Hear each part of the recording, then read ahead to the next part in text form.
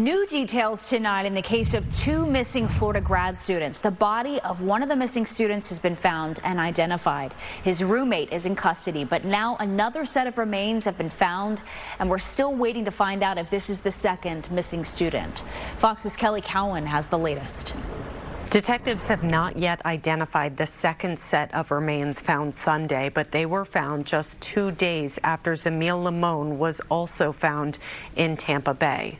On Friday, investigators recovered Zamil's remains inside of trash bags near the Howard Franklin Bridge. On Sunday, detectives responded to North St. Petersburg, where another body was found in the water near I-275 and 4th Street. Hisham Abugharbieh is the prime suspect in the deaths of Zamil and Nahida Bristi. He was arrested Friday after a brief standoff at his father's home in Lutz, and he made his first court appearance over the weekend.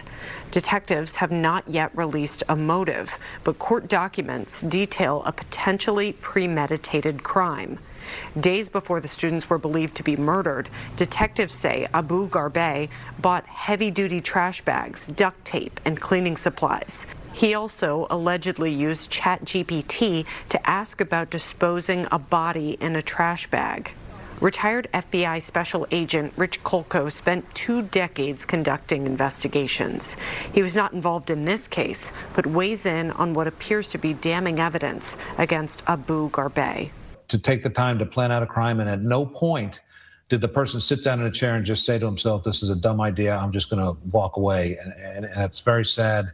There may have been other markers here that he was thinking of doing this. And if anybody else had any awareness, they're going to feel, that they could have or should have done something to help stop or interrupt this crime from happening. Very, very difficult. Helps the prosecution in many ways. Having this chain of evidence hurts the defense.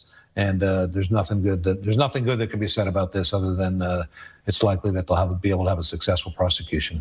Court documents also reveal investigators found significant evidence at an off-campus apartment where Zamil and Abugharbieh lived, including blood and personal items belonging to both victims that were discarded in a trash compactor. And prosecutors say electronic data from Abugharbieh's car helped them locate Zamil's remains. Abugharbieh has a criminal history, including prior convictions for burglary and battery, as well as multiple domestic violence charges. According to court documents, his own mother confirmed to detectives that he has been violent with family members in the past.